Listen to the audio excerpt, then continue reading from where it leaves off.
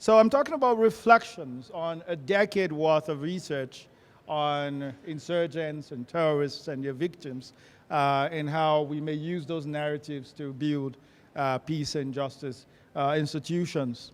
First of all, my research is situated within the field of critical criminology with very strong social movement inflection. So I draw on social movement scholarship and so forth. So three major tracks there. The first is resource conflict and concomitant or attendant governmental or state crimes. I'm interested in crimes of states and states of crime. And also terrorism studies, sexual and gender-based violence within terrorist organizations, but also their gender performativity, how they deploy gender roles and gender in and of itself in the micro-mechanics of their operations. And in my previous life, I studied the use of force and weaponization of police organizations in North America. I've since slightly moved away from that line of research. I'll begin with criminal resistance. I began this research over a decade ago, and essentially my focus was on the politics of kidnapping in Nigeria's oil industry. These images come from the Niger Delta region of Nigeria, the images of disheveled oil workers being paraded in the full glare of global TV cameras by insurgents in this oil-rich region. Now, these images are important because Nigeria happens to be one of the world's leading producers of crude oil, and therefore activities in that region have implications for the broader global market of oil. I'll talk about the Niger Delta. These are about 9 states in the southern tip of the country, so states from Ondo up to as far as Cross River, so states within the southern tip of Nigeria. This region generates anything from 85 to 96% of state revenue and foreign earnings, but in spite of that, has some of the most devastating social indicators. So in terms of employment opportunities, the livelihood of the people, and so forth. The stats from there are some of the most grueling in the country. And of course, the ubiquitous gas flaring and environmental degradation in the region is something that has generated tremendous social movement activities, women's groups, youth groups, male-dominated groups, all in an attempt to change the narrative, to change the situation, ensure that the environment is made a little more pleasant and livable for everyone. Those images contrast sharply with images of a city such as Abuja, Nigeria's federal capital territory, built from scratch from the proceeds of oil from this environmentally challenged region. What has happened over the years is the rise of insurgent collectivities, insurgent groups, are supposedly fighting against what they consider is environmental injustice, and of course, they're fighting for the socioeconomic well-being of the people of their region. In terms of a range of insurgent activities, first, kidnapping, which was my central and focal concern, and car bombing, which was introduced around 2009, 2010. And I should say that kidnapping of oil workers in that region began as far back as the 1960s. But at the time, it was generally seen as a communal strategy. It wasn't seen as anything that was necessarily of existential concern for the lives of those individuals. It was transactional between the communities and the oil corporations. Well, that, of course, has since changed. Illegal oil bunkering, again, has been going on there for decades. Destruction of oil infrastructure is also one of the tactics. And lastly, a vociferous media campaign by insurgents in this region in order to get international attention and so forth. I was interested in a key question, whether or not kidnapping was a form of protest or sheer criminal expropriation. I was concerned about the commingling of those two supposedly antithetical forces, protest, criminality. Where did one begin? Where did the other end? And in terms of methodology, I drew on interviews and focus group discussions with a range of actors, including some of those insurgents, 42 of the male insurgents and roughly 14 of the female insurgents. I don't have the time to go into all of the details, but images from field work. These images come from the 2010 field trip, and it's always interesting when you go back to your old pictures and you're reminded of how time flies and so forth. In 2007, 4 American oil workers were kidnapped in this region, and it became a global issue. It became a global phenomenon. in part because, of course, the American government was drawn into the situation. Now, one of those masked men was the individual who established the insurgent group that kidnapped those individuals, and he was kind enough to grant me an interview as well. We were standing, and so the image on your right, but just close to where those American oil workers were kept. This is a fairly more or better known individual within that region. He was a law student, in fact, the son of a judge in Nigeria at the time, who decided to abandon his legal studies to join the insurgents, to begin an insurgent camp of his own. And he was the very first, back in the late 1990s, to call for the explicit use of violence against the Nigerian state. And he and I had an interview. Back in 2010, at this period, he was, in fact, a wanted individual. And of course, the female insurgents in the region, environmental justice activists such as Ken Saro-Wiwa, whose father, many of us may be familiar with Ken Saro-Wiwa Sr., who, alongside other members of the Ogoni Nine, were extrajudicially murdered by the brutal dictatorship of General Sani Abacha back in 1995. Now, and of course, military authorities to get a sense of their take and hopefully a nuanced and balanced perspective about what was going on in the region. All of those interviews and those interactions, focus group discussions, coalesced into my 2013 book, Criminal Resistance. I did say I was going to give you snippets of these two studies and then bring them all together into hopefully a coherent narrative around SDG 16. So research number 2, terrorism, political toxicity, and human rights advocacy. This centers on Boko Haram in the Lake Chad Basin. Boko Haram was established in the early 2000s as a social movement organization devoted to the establishment of or introduction of a puritanical version of Sharia law. This was its initial objective. Now, Boko Haram's objectives began to evolve due to a constellation of external and internal factors immanent in the Nigerian political process, particularly state repression. In 2009, the man with the bare chest over there was killed. This was the founder of Boko Haram, Mohammed Yusuf, was killed by state forces alongside hundreds, literally hundreds, of his followers.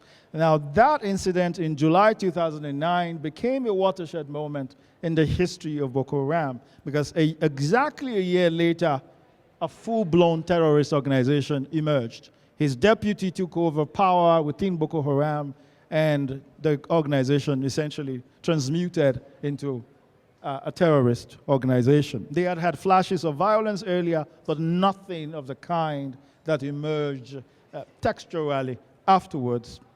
And then, of course, by 2014, as many of you may be aware, April 14, 2014, 276 high school girls were kidnapped in northeast Nigeria, in Chibok, the Chibok girls, as many of us may recall. That led to the rise of the Bring Back Our Girls movement, which was formed just a few weeks after this kidnapping incident happened. The Global Education Program invited Dr. Obieze Kwesili, one of the co-conveners of that group, to the 2015 I-Week. I was embedded within that organization for several years, from 2015 to 2017, up to 2-3 months a year within that period, to essentially understand and understudy what it was that they were doing and the way that they organized the movement.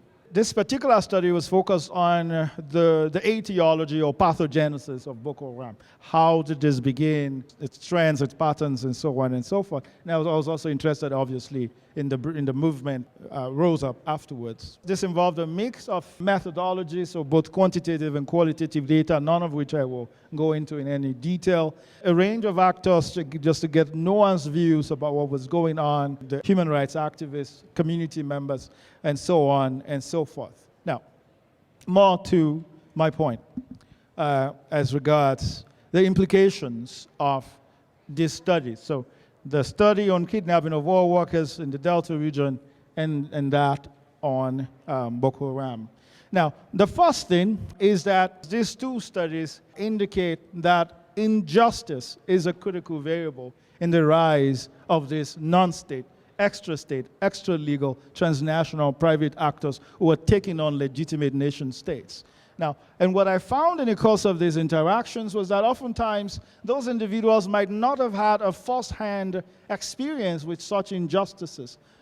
It was often enough that there was something that concerned somebody they knew, or someone in their community. That was often enough for them to get tilted to the other side. Second, in interview after interview with insurgents and terrorists, as well as their victims, I found that exclusion was both provocative and evocative. It seemed that in instances where they felt or perceived blocked economic opportunities, that provoked them. And individuals who were otherwise law-abiding citizens would then, every now and then, offer themselves for membership of some of these groups. And of course, in instances where they felt that people from their community or individuals that they held up as idols were badly treated, that also contributed to the, whether or not they joined such entities. Third, I also found that one of the arguments that I make in the book that I showed earlier, that state legitimacy rests on a fragile foundation. It is incumbent on the nation state to continually show, to improve why it is in fact relevant in the lives of people. And so state legitimacy is a becoming rather than a being. It cannot be taken for granted because every now and then you may have social actors who may choose to take on nation states. Number 4, crime, as manifested in political violence and protest, often go hand in hand. This was something that those two studies demonstrate. That oftentimes you have individuals in society who are knowingly, consciously, and conscientiously breaking the law precisely because they feel that that is the only way that they can be heard. That they may have tried other avenues for expression of dissent, but they may choose to do that when they feel that they are not being listened to. In addition to that, what Ruggiero calls anti-institutional violence or violence from below, violence perpetrated by the relatively powerless in society, may be a reflection of grievances of people in society as a result, again, of blocked avenues for expression of dissent. Or in some cases, as I found in the context that I have studied, an ingrained socialization into violence, where violence was all that they knew. This was their own normal. It was the way or the tool that they had been given. And therefore, political violence becomes symbolic self-expression for such individuals. So what do all this mean for building just institutions, inclusive societies, and so forth, vis-a-vis SDG 16? Now, my perspective is that there are 5 key actors that are fundamental to building strong, inclusive, and just institutions. First, you have the state. The state is the ultimate signifier. Its inactions and the rhetoric of the managers of the state are fundamental, obviously, to the kinds of society that we have. And of course, there's non-state, extra-legal, transnational, private actors take cues from the state. The state often directly or indirectly determines how it is that those individuals respond, how it is that they act in society. Second, and as a corollary to the first point, the elites are particularly crucial. The political elites, individuals who are in the corridors of power, who are very much in power, they have a huge role to play. And so in terms of establishing institutions, whether those institutions operate fairly, whether they are democratic, whether they are independent or autonomous, all of these issues are shaped by the kinds and caliber of political elites in a particular context. Third, institutions that train the elite. And this is where the universities come in. This is where we have a huge role as university professors, as administrators, and so on. We must not take the presence of our students for granted. The reality is that many of the students may decide to just continue with their careers and may not necessarily return to school for an additional degree or a program. And so we do have a huge responsibility to ensure that the curriculum reflects our awareness that we are, in fact, training people who will be determining what the future of our society would look like. And so there's a need for that. There's a greater need for that consciousness of the way that of institutions such as universities shape hearts and minds, because of course these are individuals who will go on to manage the prison system, the courts or the judiciary. They will be the ones to make the laws and so on and so forth, so, and social welfare services and all of that. So it's important that we set the frame very early. Now, and the fourth point concerns activists. Activists are central to building inclusive institutions. A society must never lack activists. They may come off as idealistic or even unrealistic and all of that, but we need peace and anti-war activists. We need animal rights activists. We need environmental activists. We need criminal justice activists. We need individuals who will call forth our better angels to show the way, to ask us to be better and do better than we are currently doing. And lastly, on that note, the public. One of the things that I found in the course of these studies, again in the context that I have been opportune to travel to, is that the public somehow inadvertently contributes to the goings on in those contexts, oftentimes through their silence.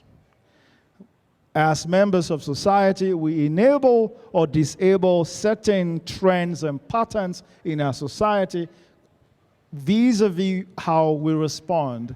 A bill is being sponsored, say at the ledge or at the federal level. You know this is not good for society, but we do nothing about it.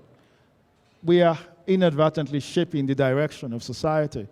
So you have elections, say the elections are coming up, for instance. How do we respond? Do we participate in the electoral process? Do we vote? By so doing, we're shaping the direction of our society. We're essentially commissioning other people to do so if we fail to participate. So I found fairly significant levels of apathy, especially amongst the educated classes in several of the contexts that I studied, and therefore individuals who are mobilized to go to the polls to vote are those who can easily be influenced to vote in ways that are in fact detrimental to society. Thank you for listening.